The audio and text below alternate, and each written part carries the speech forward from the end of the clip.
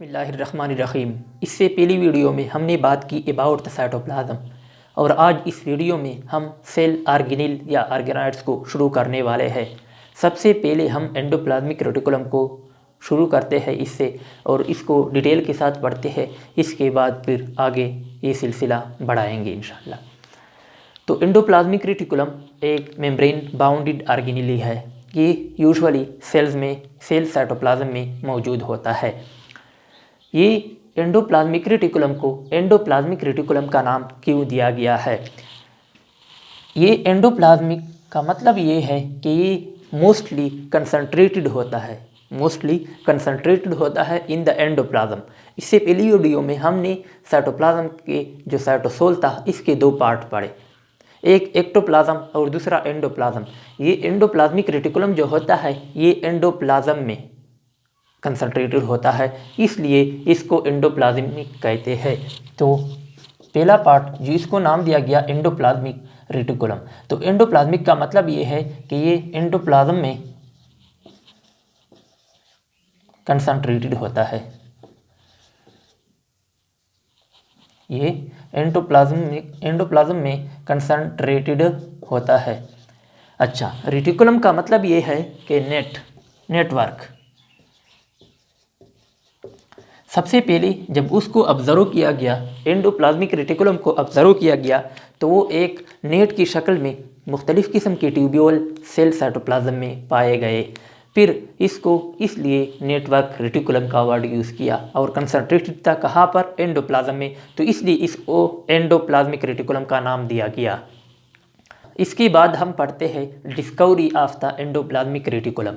Endoplasmic reticulum को सबसे पहले ऑब्जर्व किया था गार्नियर ने, एक साइंटिस्ट था जिसका नाम था गार्नियर। तो सबसे पहले observed bye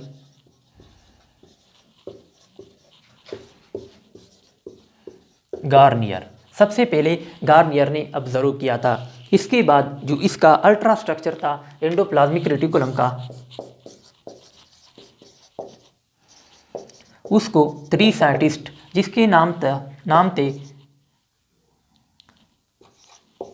porter, Claude and Fulham, in 3 scientist ने इसका अल्ट्रा स्ट्रक्चर एक्सप्लेन किया। सबसे पहले एंडोप्लाज्मिक रेटिकुलम का जो अल्ट्रा स्ट्रक्चर था उसको पोर्टर, क्लॉड और फुलम ने एक्सप्लेन किया था। जो टर्म एंडोप्लाज्मिक रेटिकुलम सबसे पहले दिया गया वो पोर्टर था। The term endoplasmic reticulum was given by porter. सबसे पहले पोर्टर ने टर्म एंडोप्लाज्मिक रेटिकुलम इसके लिए यूज़ किया। इसके बाद हम आते हैं कि इसका अकरेंस कहाँ पर होता है, ये मौजूद कहाँ पर होता है। यूजुअली एंडोप्लाज्मिक रेटिकुलम मौजूद होता है in the eukaryotic cells. Occurrence means ये कहाँ पर मौजूद होते हैं। तो यूजुअली ये present in all eukaryotic sales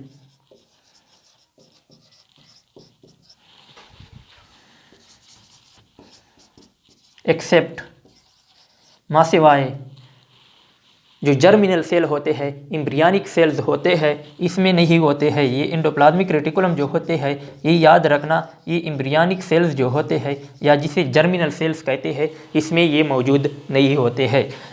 embryonic sales और इसके साथ साथ जो mature mammalian red blood cells होता है इसमें भी ये मौजूद नहीं होते हैं। मैच्योर मेमिलियन आरबीसीज हमेशा याद रखना, जो इमेच्योर रेड ब्लड सेल होता है इसमें मेम्ब्रेन बाउंडेड स्ट्रक्चर मौजूद होते हैं, लेकिन जब भी mammalian red blood cell mature हो जाता है तो ये सारे के सारे मेम्ब्रेन बाउंडेड ऑर्गेनेल को लॉस करता है, इसमें मौजूद नहीं होते हैं जब मैच्योर हो जाते हैं। तो ये जो अकरेंस यूज़ का है ये आर यूकैरियोटिक सेल्स में मौजूद होते हैं, मासिवाए जर्मिनल सेल्स में यानी एम्ब्रियनिक सेल्स में, और mature mammalian red blood cell में। ये एब्सेंट होते हैं तमाम के तमाम प्रोकैरियोट्स में, क्योंकि ये मेम्ब्रेन बाउंडेड स्ट्रक्चर है और हमने पढ़ा था कि प्रोकैरियोटिक सेल्स में कोई भी मेम्ब्रेन बाउंडेड स्ट्रक्चर नहीं होता है, तो ये एब्सेंट होते हैं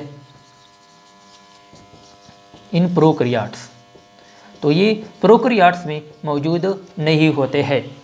अच्छा, इसके बाद हम पढ़ते हैं कि नंबर जो वेरियस सेल्स में इसका नंबर कितना होता है और इसका नंबर किस चीज़ पर डिपेंड करता है कि मुख्तलिफ सेल्स में एंडोप्लाज्मिक रेटिकुलम के नंबर ज़्यादा होते हैं और कुछ में कम होते हैं उसका तादाद। तो ये क्यों और क्यों इसका तादाद कुछ सेल्स में ज़्यादा है और कहीं पर कम है। अब हम पढ़ते हैं कि वेरियस सेल्स में एंडोप्लाज्मिक रेटिकुलम का नंबर कितना होता है। हमेशा याद रखना, एंडोप्लाज्मिक रेटिकुलम का के जो नंबर है, जो तादाद है, वो सेल की एक्टिविटीज़ पर डिपेंड करता है।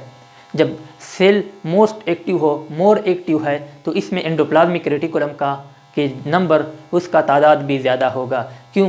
क्योंकि एंडोप्लाज्मिक रेटिकुलम का जो फंक्शन है वो है protein synthesis and lipid synthesis. इसका मेटाबॉलिज्म है protein metabolism and lipid metabolism. और जब सेल एक्टिव होता है तो इसमें मोर प्रोटीन मोर लिपिड पैदा होते हैं और ये किसका फंक्शन है? वो है एंडोप्लाज्मिक रेटिकुलम का फंक्शन। तो इसी वजह से इसका तादाद भी ज़्यादा होता है। कौन से सेल्स में? एक्टिव सेल में। तो इसका जो नंबर है depends upon the cellular activity, upon cellular activity. Greater the activity, greater will be the number of endoplasmic reticulum in the cell and vice versa. इसके बाद हम आते हैं और स्ट्रक्चर ऑफ एंडोप्लाज्मिक रेटिकुलम को एक्सप्लेन करते हैं कि इसका स्ट्रक्चर क्या होता है। यूजुअली अमूमन एंडोप्लाज्मिक रेटिकुलम को थ्री पार्ट्स होते हैं, जिससे एलिमेंट्स ऑफ एंडोप्लाज्मिक रेटिकुलम कहते हैं। यूजुअली इसके 3 पार्ट्स हैं, जिसे क्या कहते हैं? Called elements of endoplasmic reticulum. इसको एंडोप्लाज्मिक रेटिकुलम का के एलिमेंट्स कहते हैं। ये जो होते हैं, इसमें पहले नंबर पर जो होता है इसे हम सिस्टर्ना कहते हैं या सिस्टर्नी, इसे सिस्टर्नी कहते हैं। अच्छा, ये सिस्टर्नी जो होते हैं ये 3 ट्यूबुलर स्ट्रक्चर होते हैं। ये 3 ट्यूबुलर स्ट्रक्चर होते हैं जो मेम्ब्रेन बाउंडेड होते हैं। ये इस तरह के, फर्ज करें हम एक एनिमल सेल को ड्रा करते हैं। फर्ज करें ये एक एनिमल सेल है। इसके सेंटर में यूजुअली न्यूक्लियस होता है। ये न्यूक्लियस जो होता है ये यूजुअली डबल मेम्ब्रेन होता है।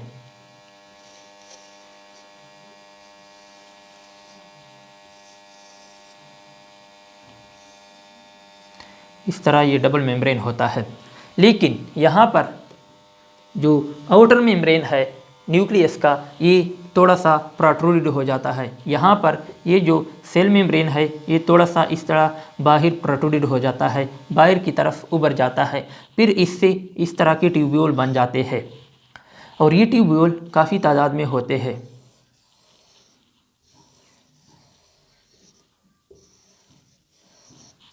इस तरह के ट्यूब्यूल बन जाते हैं। ये ट्यूब्यूल जो होते हैं ये आपस में इंटरकनेक्टेड होते हैं। ये ट्यूब्यूल जो होते हैं ये आपस में इंटरकनेक्टेड होते हैं।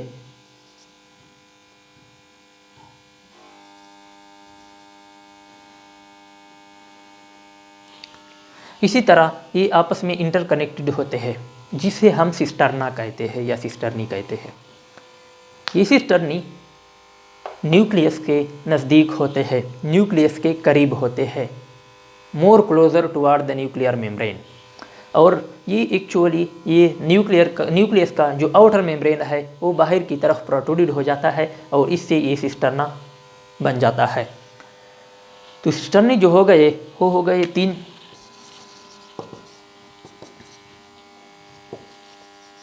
Membranes,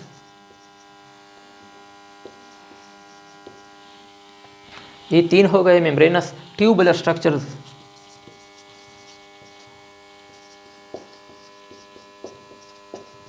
present in the cytoplasm near the nuclear membrane, इसको हम सिस्टर्नी कहते हैं। इस सिस्टर्नी पर यूजुअली राइबोसोम मौजूद होते हैं। इसके साथ राइबोसोम्स इस तरह अटैच होते हैं।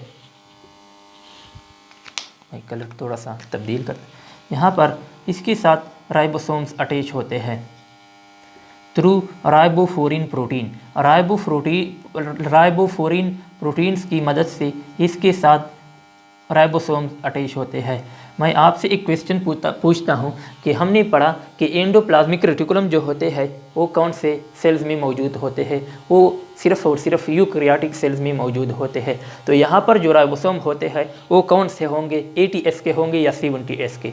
तो हमने पढ़ा था कि ये यूकैरियोटिक सेल्स में जो राइबोसोम होते हैं वो 80S टाइप के होते हैं, जबकि प्रोकैरियोटिक सेल्स में जो होते हैं वो 70S टाइप के होते हैं। तो यहाँ पर ये हमने राइबोसोम शो किए हैं। तो ये जो राइबोसोम है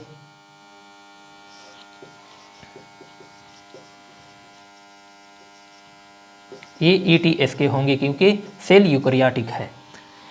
अच्छा, और ये जो ट्यूबुलर स्ट्रक्चर हमने ब्लैक कलर से शो किए हैं ये हो गए सिस्टर्नी। तो ये है सिस्टर्नी। ये सिस्टर्नी जो होते हैं ये आपस में इंटरकनेक्टेड होते हैं और इसके साथ राइबोसोम अटैच होता है थ्रू राइबोफोरिन प्रोटीन।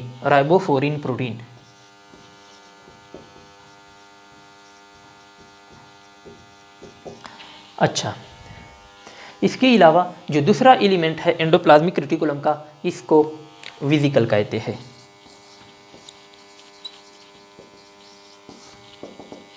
ये वेसिकल जो होते हैं ये यूजुअली स्फेरिकल होते हैं या ओवल शेप्ड के होते हैं। इस तरह के यहाँ पर मौजूद होते हैं।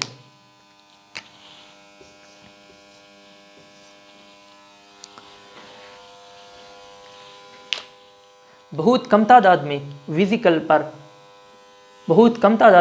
ऐसे होते हैं जिस पर राइबोसोम मौजूद होते हैं। बहुत कम तादाद में होते हैं जिस पर राइबोसोम्स अटैच होते हैं, इसके साथ राइबोसोम्स होते हैं। अमूमन जो ज़्यादा होते हैं वो बिल्कुल इसका जो सरफेस होता है वो स्मूथ होता है, इस पर राइबोसोम्स अटैच नहीं होते हैं। सिर्फ कुछ ऐसे होते हैं जिस पर राइबोसोम्स अटैच होते हैं। तो ये था वेसिकल जो कि अमूमन स्फेरिकल होते हैं या ओवल होते हैं। और ये सिस्टर्ना के बाहर पड़े होते हैं। ये भी मेम्ब्रेन बाउंडेड है जो कि एक स्पेस को ऑक्युपाई गिर्द करता है। अच्छा, इसके बाद जो तीसरा एलिमेंट है वो है ट्यूब्यूल्स।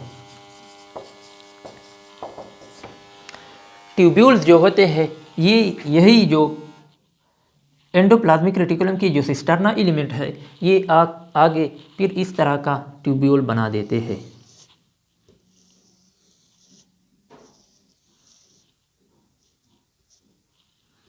जो कि बाहर इसी तरह सेल मेम्ब्रेन के साथ अटैच होते हैं, जिसको ट्यूब्यूल कहते हैं।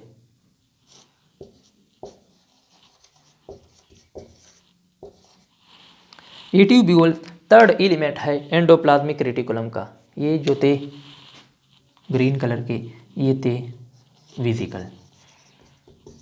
ये दूसरा एलिमेंट सिस्टर्ना, पहला एलिमेंट। तीसरा एलिमेंट जो है वो है ट्यूब्यूल्स। ये ट्यूब्यूल्स यूजुअली स्मूथ होते हैं, स्मूथ मेम्ब्रेन होता है, इस पर भी राइबोसोम्स नहीं होते हैं यूजुअली। तो ये यूजुअली जो होते हैं ये नियर द सेल मेम्ब्रेन पड़े होते हैं। ये यूजुअली सेल मेम्ब्रेन के करीब होते हैं, जबकि सिस्टर्नी जो होते हैं वो न्यूक्लियर मेम्ब्रेन के करीब होते हैं। ये सिस्टर्नी जो होते हैं ये यूजुअली रफ एंडोप्लाज्मिक रेटिकुलम को बनाता है और ट्यूब्यूल जो होते हैं वो यूजुअली स्मूथ एंडोप्लाज्मिक रेटिकुलम को बनाता है। हम आगे डिटेल के साथ पढ़ते हैं कि what is rough endoplasmic reticulum and what is smooth endoplasmic reticulum. ये स्मूथ एंडोप्लाज्मिक रेटिकुलम और रफ एंडोप्लाज्मिक रेटिकुलम जो है ये एंडोप्लाज्मिक रेटिकुलम के दो टाइप्स है। रफ इसलिए कहते हैं क्योंकि वहाँ पर राइबोसोम मौजूद होते हैं और उसका सरफेस को रफ बना देता है, और स्मूथ पर कोई राइबोसोम मौजूद नहीं होते हैं, इसलिए उसको स्मूथ एंडोप्लाज्मिक रेटिकुलम कहते हैं। तो आगे इंशाल्लाह हम टाइप्स ऑफ एंडोप्लाज्मिक रेटिकुलम को पढ़ेंगे।